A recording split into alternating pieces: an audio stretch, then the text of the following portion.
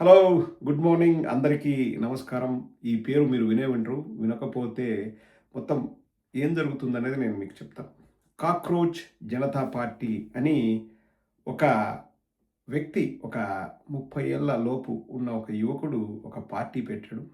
Party పెట్టి ఇన్‌స్టాగ్రామ్‌లో ఒక పేజ్ ఓపెన్ చేసిన 6, 7 రోజుల్లో రికార్డు స్థాయిలో 22,000,000 సబ్‌స్క్రైబర్స్ ఏర్పడ్డారు.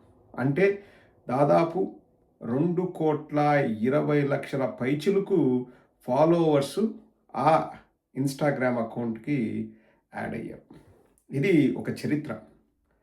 ఎందుకు పేరు కాక్రోచ్ జనతా పార్టీ అని పెట్టాల్సి వచ్చింది అంటే, ఒక న్యాయమూర్తి వాదనలు విన్న తరువాత వారు కామెంట్స్ పాస్ చేస్తూ డిగ్రీ లేని వాళ్ళు, చదువుకోని వాళ్ళు పారాసైట్స్ అండ్ కాక్రోచెస్ అని అన్నారన్నది సోషల్ మీడియాలో ఒక దుమారం రేగింది.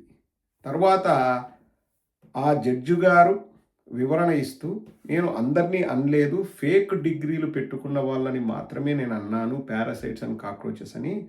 నేను యువతను ఎక్కడా అనలేదు అని చెప్పారు. కానీ అప్పటికే యువత అంతా డిసైడ్ అయిపోయారు. వ్యవస్థ అన్నది సరిగా లేదు. వ్యవస్థలు సరిగా నడవట్లేదు. పరిపాలన అన్నది కొందరికి, అది అందరికీ కాదు అని జెప్పేసి జెన్ జీ అనే, ఇప్పుడు ఎవ్రీ 10, 15 ఏళ్ళకి ఒక జనరేషన్ చెప్తారండి. Gen Z, Gen X, Gen Y, next ఇప్పుడు జెన్ ఆల్ఫా అంట నెక్స్ట్. మా కొడుకు వాడు చెప్తూ ఉంటాడు, నాన్న మాది జెన్ ఆల్ఫా అని. ఈ జనరేషన్స్ మనకంత తెలీదు గానీ, బట్ ఆ సీజేపీ కాక్రోచ్ జనతా పార్టీ అన్నది అన్ని పొలిటికల్ పార్టీస్‌ని దాటుకొని ఇన్‌స్టాగ్రామ్‌లో నంబర్ 1గా నిలిచింది 6, 7 రోజుల్లో. సో, ఇప్పుడు దానిపైన మళ్ళీ ఒక దుమారం రేగుతోంది. ఏంటంటే, కాక్రోచ్ జనతా పార్టీ అనే దాంట్లో సబ్‌స్క్రైబర్స్ అంతా మన దేశం వాళ్ళు గాదు. ఎవరో పాకిస్తాన్ వోళ్ళో, టర్కీ వోళ్ళో వాళ్ళు వీళ్ళు సబ్‌స్క్రైబర్స్ అయ్యారని జెప్పేసి ఏదో దాన్ని సస్పెండ్ చేశారనో, లేకపోతే ఏదో జరిగిందని, దానికి ఆ అభిజిత్ డిప్కే అనే వ్యక్తి వివరణ ఇస్తూ 94% మంది సబ్స్క్రైబ్ అయిన వాళ్ళు మన దేశం వాళ్ళే అని ఆ గణాంకాలు, ఆ స్క్రీన్ షాట్లు కూడా చూపించారు. సో, ఇక్కడ సీజేపీ అన్నది ఎన్ని రోజులు ఉంటది? అది అసలు ఒక పొలిటికల్ పార్టీగా అవతరిస్తుందా? లేకపోతే సోషల్ మీడియాలోనే ఉంటుందా? అంటే ఇక్కడ ప్రతి ఒక్కరూ ఉలిక్కి పడేలాగా చేసిన మాట మాత్రం వాస్తవం అండి. అదేంటంటే, యువత తలుచుకుంటే ఏదైనా చేయగలదు. రాజకీయాల్లో పెను మార్పులు రాబోతున్నాయి అనడానికి ఈ సీజేపీ అన్నది ఒక చక్కటి ఉదాహరణ అండి. ఇక వయసు పైబడ్డ వాళ్ళు, లేకపోతే రాజకీయంలో నా తర్వాత నా కొడుకు, నా మనవడు, నా మునిమనుడు, ఇట్లా వీటికి కాలం చెల్లబోతుందన్నది దాని ఉద్దేశం. మనము ఒకటి గమనించాల్సింది ఏంటంటే అండి, నెక్స్ట్ రాజకీయం ఎవరి చేతుల్లో ఉండబోతోంది అంటే, ఇంక నెక్స్ట్ కొద్ది సంవత్సరాల్లో యువత అండ్ ఏది ప్రధాన భూమిక పోషించబోతోంది అంటే సోషల్ మీడియా. ఇంతకుముందు మీరు గమనిస్తే వార్తాపత్రికలు మాత్రమే ఉండేటివి. లేకపోతే ఇంక ఎక్కడైనా కరపత్రాలు తీసుకెళ్ళి ముద్రించి అవి ప్రజలకు పంచడం, పాంప్లెట్లు పంచడము, లేకపోతే ఒక క్లాత్‌తో బ్యానర్‌లు కట్టుకోవడం ఇలా ఉండేది.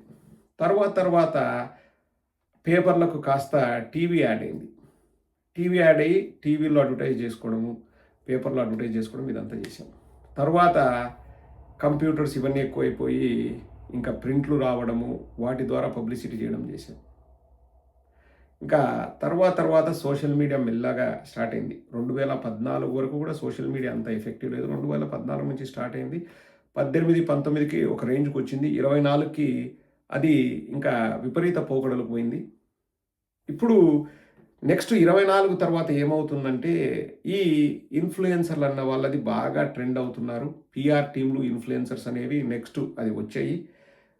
ఆ తరువాత ఇప్పుడు 29లో నాకు తెలిసి ఇంకా మెయిన్ స్ట్రీమ్ మీడియా అన్నది ఔట్‌డేటెడ్ అయిపోతుందండి. ఎందుకంటే మెయిన్ స్ట్రీమ్ మీడియాలో సాయంత్రం 9 గంటలకు మేము వార్తలు చదువుతాము, లేకపోతే 8 గంటలకు డిబేట్‌లు పెట్టుకుంటాం అనే లోపలే ఉదయం జరిగిన ఇన్సిడెంట్లు సాయంత్రానికి పాతయిపోతున్నాయి. సో, ఎవడు కూడా ఆ డిబేట్‌లో ఆ మెయిన్ స్ట్రీమ్ మీడియాను ఫాలో అయ్యేవాళ్ళు చాలా తక్కువ. ఇప్పుడు ప్రతి ఒక్కరి దగ్గర స్మార్ట్ ఫోన్‌లు ఉంటున్నాయి.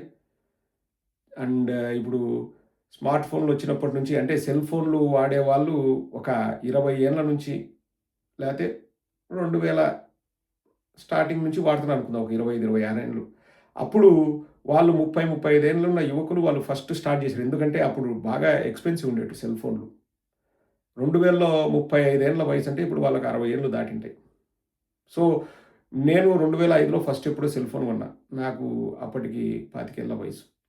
అంతకుముందు నాకు సెల్ ఫోన్ కొనే స్తోమత లేదు. సో, ఎవరైతే 30, 35 ఏళ్ళు ఉన్నారో వాళ్ళంతా ఇప్పుడు 60 ఏళ్ళకొచ్చారు. వాళ్ళందరూ కూడా స్మార్ట్ ఫోన్‌లు యాక్సెస్ చేయగలరు. ఇంకో నెక్స్ట్ 4, 5 ఏళ్ళకి వాళ్ళు 65 అట్లా రీచ్ అవుతారు. అంటే ఏంటి తర్వాత 3, 4 తరాలొచ్చాయి. వాళ్ళందరి దగ్గర స్మార్ట్ ఫోన్‌లున్నాయి. ఎవరో 70లు, 70 దాటినోళ్ళు లేకపోతే 80 ఏళ్ళ దగ్గరున్న వాళ్ళు, వాళ్ళు తప్పితే మిగతా వాళ్ళందరూ కూడా స్మార్ట్ ఫోన్‌లు యూజ్ చేసే వాళ్ళ కెపాసిటీ ఉంది. వాళ్ళు సెల్ ఫోన్‌లోనే అన్నీ చూడగలుగుతున్నారు. అండ్ సోషల్ మీడియా ప్రభావం విపరీతంగా ఎక్కువ కాబోతుంది.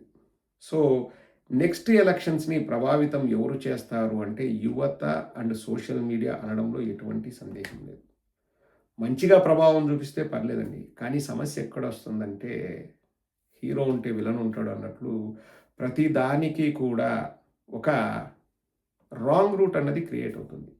ఇప్పుడు సోషల్ మీడియా మీద పడి ప్రతి ఒక్కరిని లొంగదీసుకుంటున్నారు, లోబరుచుకుంటున్నారు. డబ్బులిచ్చి, తాయిలాలిచ్చి మాకు మీరు పని చేసి పెట్టండి అని చెప్పేసి మరీ ముఖ్యంగా యంగ్‌స్టర్స్‌ని నాశనం చేస్తున్నాయి ఈ పొలిటికల్ పార్టీలు.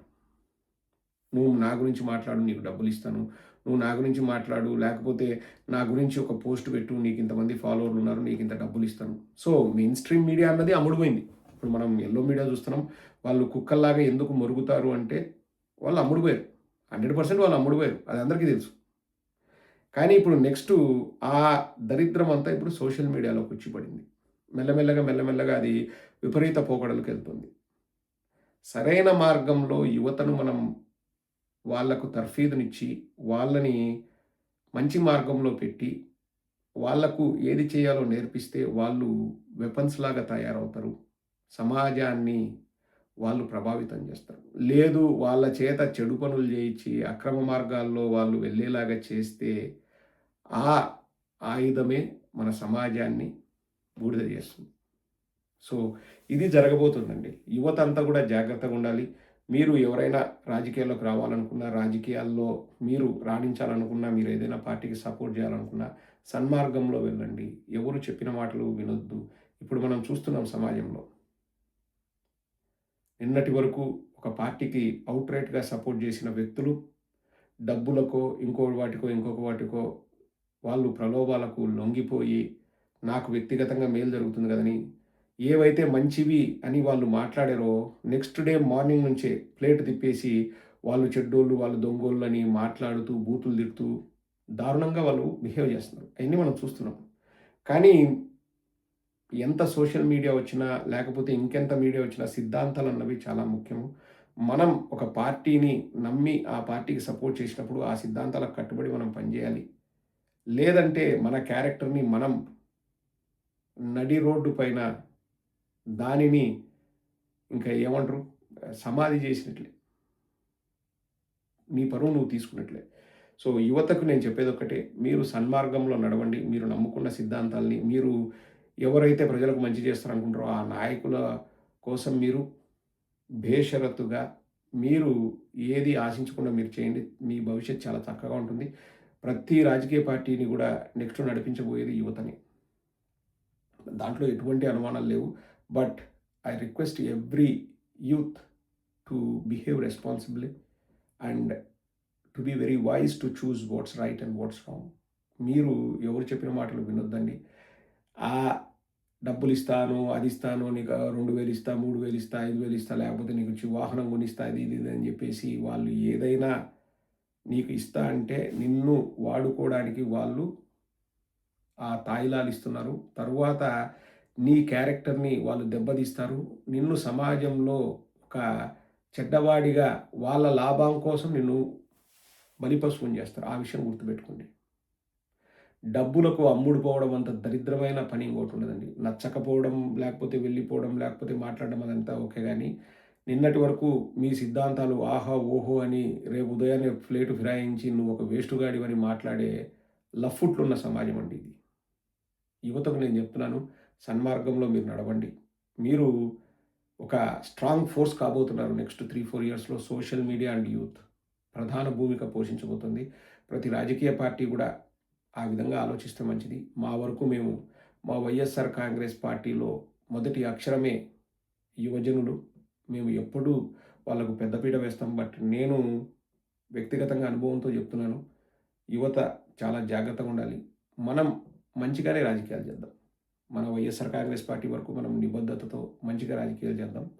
అండ్ యువత చాలా చాలా పవర్‌ఫుల్ కాబోతుంది. అందులో ఎటువంటి అనుమానాలు లేవు.